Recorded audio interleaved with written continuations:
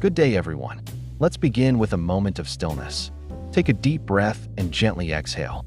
In this simple breath lies the essence of today's topic: inner peace. In an age where busyness is worn like a badge of honor, where we equate constant movement with success, where silence feels foreign and solitude is feared, we must ask, how do we find inner peace in a world that refuses to slow down? Today, let's take a journey together through philosophy, real stories, science, and soulful reflection to find that answer. What is inner peace? Inner peace is the quiet strength within you, a sanctuary untouched by the noise of the world. It's not about escaping life, but meeting it with calm eyes and an open heart. It is the deep, steady feeling that says, I am okay, even when things are not. It happens when you stop fighting with yourself, your past, your flaws, your fears. You accept what you cannot change and act with clarity where you can. You let go of the need to control others or prove anything. You live in the moment, fully awake but not consumed by it. Inner peace isn't numbness. It's not indifference. It's not running away. It is presence with perspective, action without agitation, and love without condition. It's like a candle in the dark. It doesn't remove the night, but it gives you light to walk through it. And perhaps, most beautifully, inner peace is not something you find. It is something you uncover when the layers of noise, fear, and ego fall away, and you remember who you truly are. The great Stoic philosopher Marcus Aurelius wrote, "Nowhere can man find a quieter or more untroubled retreat than in his own soul." Inner peace, then, is not found in a vacation or a distant mountain. It is cultivated within. Real-life chaos, real-life calm. What do we understand by real-life chaos and real-life calm? Life is not a straight line. It bends, twists, breaks, and begins again. And somewhere in between all those turns, we find two constant companions, chaos and calm. Real-life chaos. Real-life chaos is not an abstract idea. It is lived, felt, breathed. It's the 3 a.m. thoughts that don't let you sleep. It's the unanswered calls, the shifting plans, the uncertain future. It's when your routine breaks, your emotions clash, and life throws everything at you, all at once. Chaos is missed trains, delayed dreams, unexpected diagnoses. It's people leaving without explanations, bills piling without mercy, and your own mind becoming your battlefield. It's when the outer world feels loud, and your inner world feels even louder. Decisions feel heavy, silence feels sharp, time moves fast, yet healing moves slow. But chaos, for all its fire, is not just destruction. It shakes the dust, shows the cracks, and reveals what's unstable. It invites you to confront the things you've avoided, the conversations, the truths, the fears. In chaos, we are forced to look at what truly matters. And that's where something else quietly enters. Real-life calm. Not the staged calm of silence or retreat. Not the fake smile or forced stillness. Real-life calm is earned, not gifted.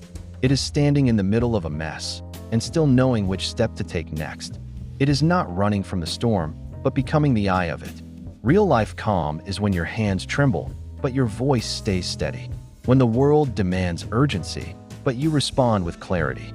When life invites panic, and you offer presence instead. It doesn't mean you're untouched. It means you're centered, even while everything else moves. Calm is quiet confidence. It's still strength. It's knowing, I don't have all the answers, but I am not lost. Real-life calm is not the opposite of chaos. It is what gives chaos meaning. The dance between the two. Chaos teaches movement. Calm teaches awareness. One breaks you open. The other helps you gather yourself. Together, they shape resilience. Because life will never be just one or the other. There will always be noise. But within that noise, there can always be a rhythm, if you choose to listen. The modern world, a peaceful mind in a noisy world. We live in the most connected era in human history. Yet, ironically, we've never been more disconnected from ourselves. The modern world is full of noise, not just the literal kind, but emotional, mental, and spiritual noise. Notifications that never stop. Opinions that shout over each other. A flood of information, yet a drought of understanding. Constant comparison, endless scrolling, digital distractions. Everywhere you turn, something is trying to claim your attention, shape your thoughts, or dictate your worth. This is the noise of the modern age, fast, loud, and often hollow. In this whirlwind, what becomes rare is a peaceful mind. So what is a peaceful mind? It's not a mind without thoughts, but a mind not ruled by them.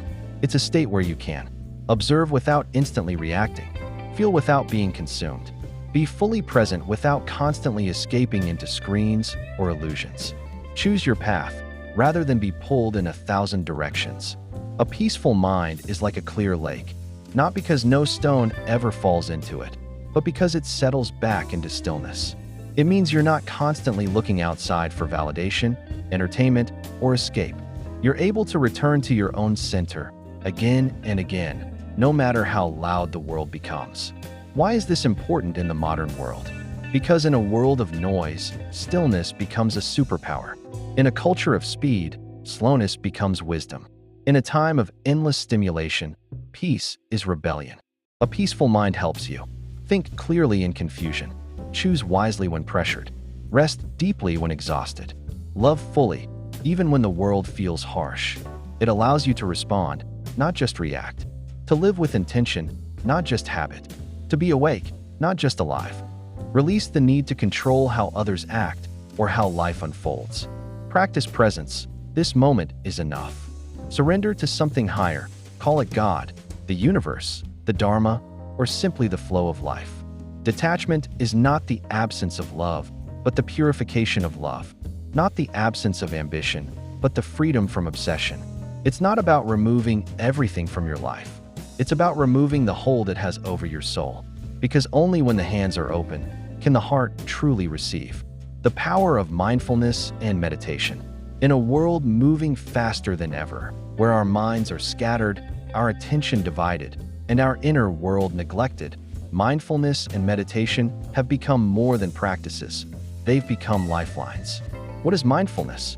Mindfulness is the art of being present, fully, deeply, and consciously aware of this moment, without judgment. It is the simple, powerful shift from autopilot to awareness. Most of the time, we are not really here. Our bodies may be in the room, but our minds are somewhere else, caught in yesterday's regrets or tomorrow's worries. Mindfulness pulls us back. It says, this breath is real. This moment is enough. It teaches us to eat with awareness, walk with attention, speak with presence, feel without escape. Even in the most ordinary moments, mindfulness reveals extraordinary peace. What is meditation? Meditation is the discipline of stillness, a practice of coming home to your breath, your body, your being. It's not about stopping thoughts. It's about learning not to be enslaved by them. Meditation helps you observe the chaos of the mind without becoming the chaos. With practice, thoughts lose their grip, emotions lose their sting, the inner noise quiets, and the awareness behind it all awakens. That awareness is your true self, calm, clear, untouchable by the world's storms. Why it matters? Mindfulness and meditation are tools of transformation. They reduce stress, not just on the body, but on the soul. They heal anxiety, not by distraction, but by understanding. They increase focus, not through effort, but through presence. They grow compassion for yourself and for others. In a distracted world, mindfulness is power. In a reactive world, meditation is revolution. These practices remind us, you are not your thoughts. You are not your pain. You are not the chaos outside. You are the still, silent witness within. The deeper power. At a spiritual level, mindfulness and meditation open the door to self-realization. They help you see the impermanence of all things, the illusion of control, the beauty of now, the vastness of your being. And in that space of stillness, you don't just find peace, you realize you are peace.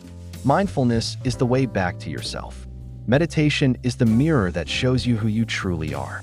Not someone broken, lacking, or lost, but someone whole, aware, and already enough. Simplicity, the forgotten virtue. In today's world, filled with complexity, clutter, and constant noise, simplicity has become a quiet rebellion. A forgotten virtue in a time that glorifies more, faster, bigger, louder. But simplicity is not poverty. It is clarity without chaos, depth without distraction, richness without excess. It's not about having less. It's about needing less to feel whole. What is simplicity? Simplicity is the ability to live with intention, to choose what matters most, and let go of the rest. It is found in a clean space, a clear schedule, a single, honest conversation, a moment of stillness without the need to fill it. Simplicity isn't just in how we live, it's in how we think, how we speak, how we love. It is the choice to prioritize peace over perfection, meaning over appearance, essence over ego. Why has simplicity been forgotten? Because the world teaches us the opposite. Buy more, do more, be more, show more. We're taught to equate worth with wealth, value with volume, success with status. But this path often leads to burnout, anxiety, and disconnection. We become rich in things, but poor in time, full in calendars, but empty in meaning. We chase everything, but miss ourselves. The power of simplicity. Simplicity gives us space to breathe, to feel, to be. When we simplify our lives, we return to what really matters: health, love, time, truth, spirit. When we simplify our thoughts, wisdom rises through the noise. When we simplify our relationships, we find authenticity. Simplicity doesn't limit your life, it liberates it. It brings clarity where there was confusion, calm where there was chaos, freedom where there was fear. Simplicity is strength.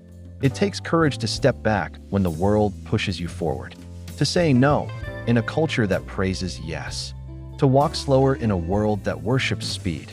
But those who live simply are not living less, they are living fully.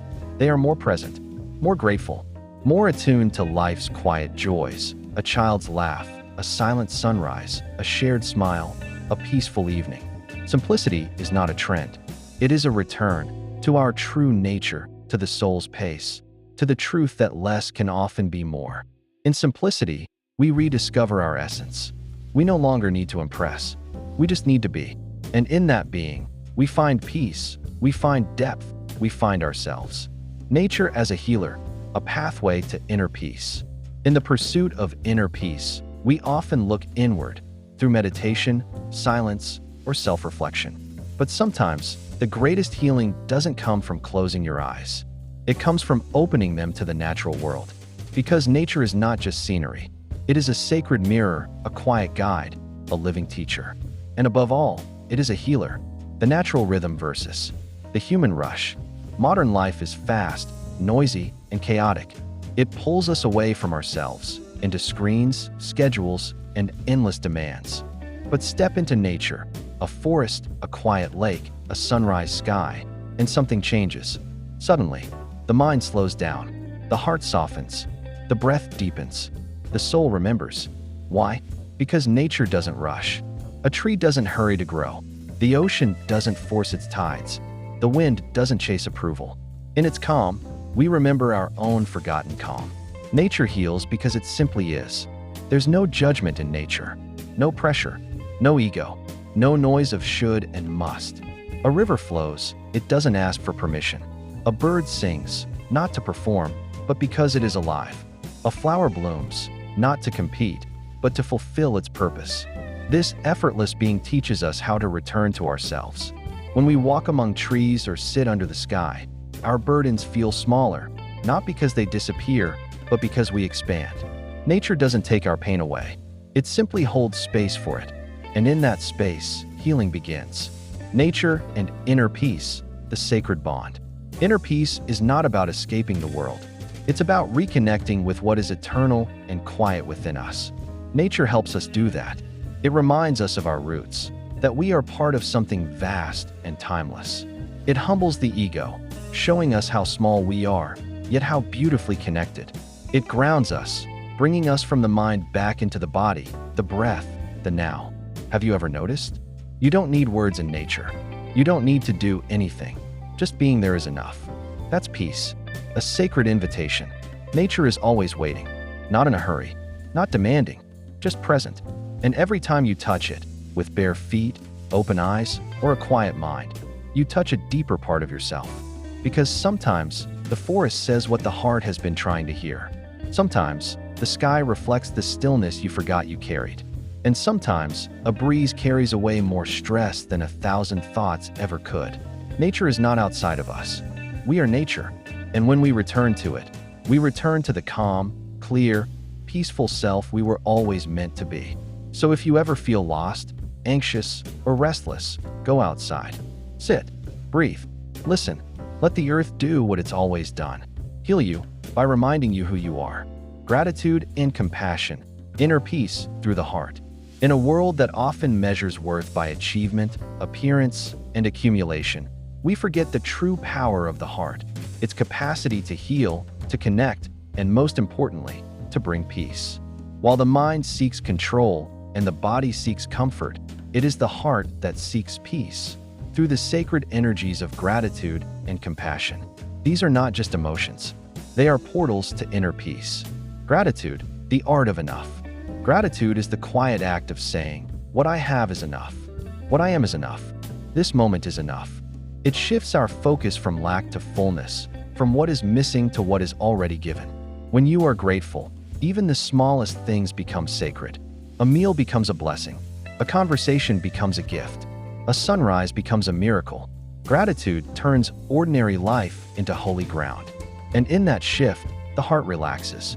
The mind slows down. Inner peace flows in like breath. Compassion, the bridge between souls. If gratitude connects us to the present, compassion connects us to others. Compassion is not pity.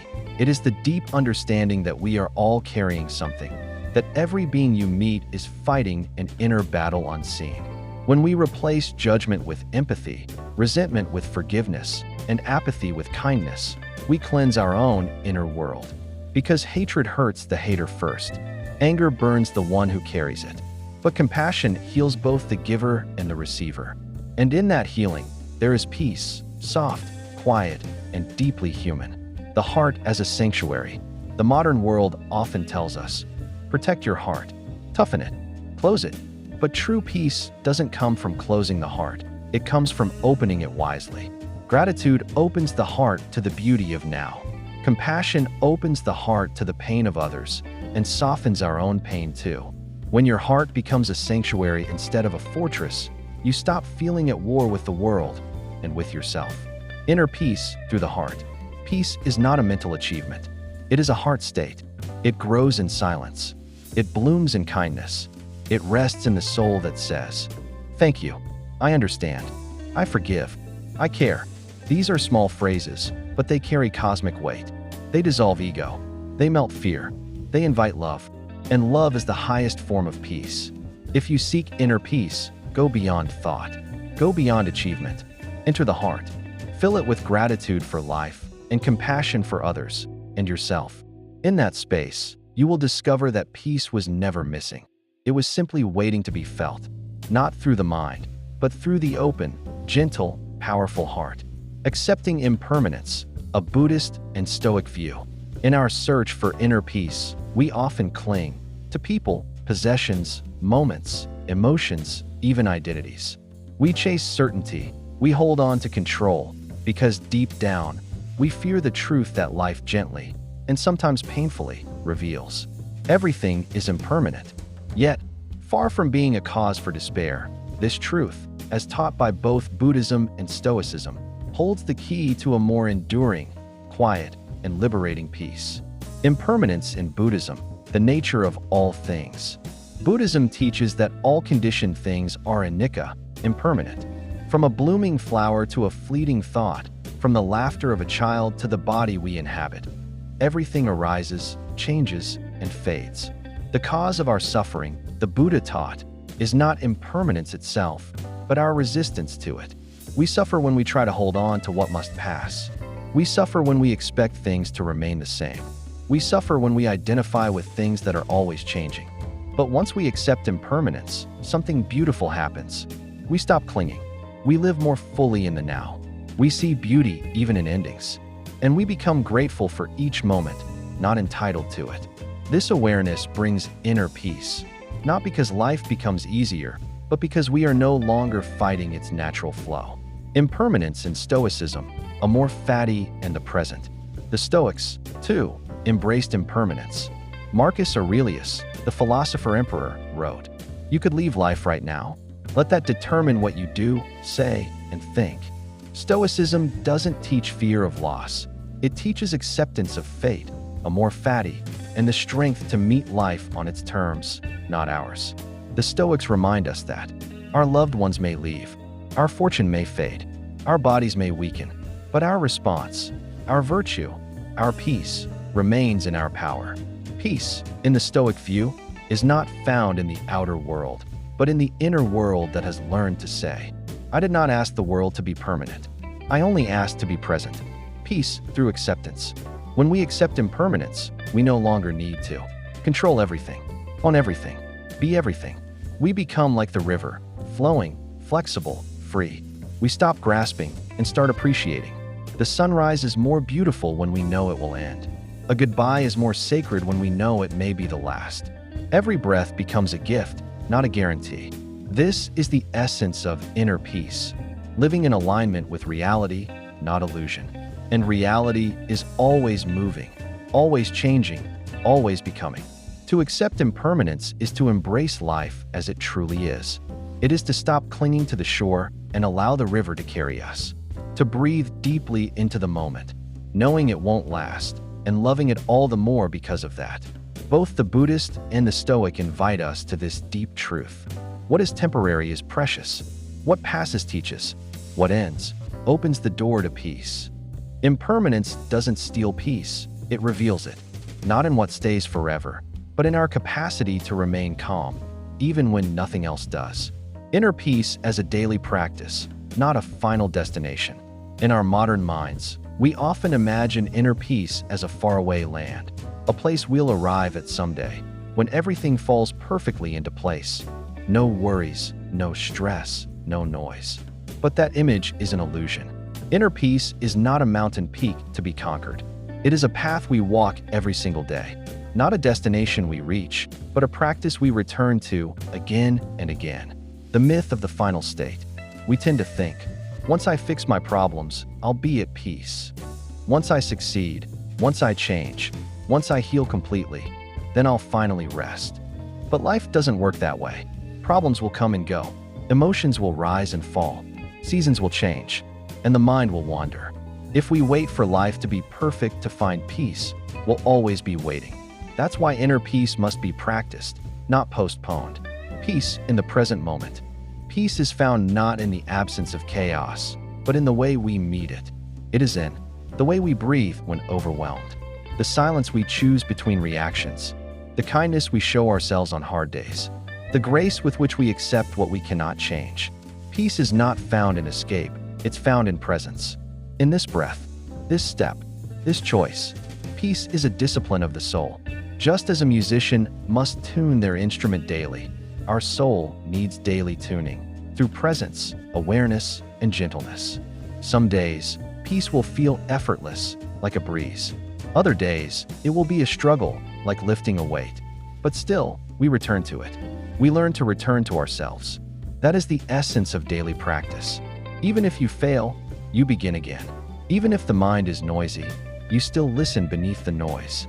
Over time, this practice becomes a rhythm, a quiet strength, a sacred habit, a new definition of peace. Peace is not perfection. It is permission to feel, to rest, to release, to grow gently. It's not about having control over life, but about learning how to live with an open heart in an unpredictable world. Peace is not something you find once and keep forever. It is something you choose every morning, every moment, especially when it's hardest to do so.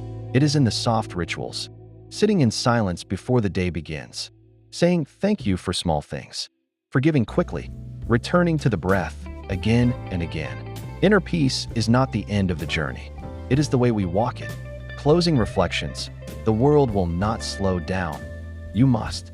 The world is always rushing, louder, faster, more demanding. We keep waiting for it to calm down, to give us space, silence, peace. But it won't. If you want peace, you must create it. You must choose to slow down, not because the world allows it, but because your soul needs it. Slow down too. Hear your breath. Feel your heartbeat. Notice your life. This isn't weakness. It's wisdom. It's a quiet act of rebellion in a world that forgets how to be still. The world will never hand you peace. You must become the stillness you seek.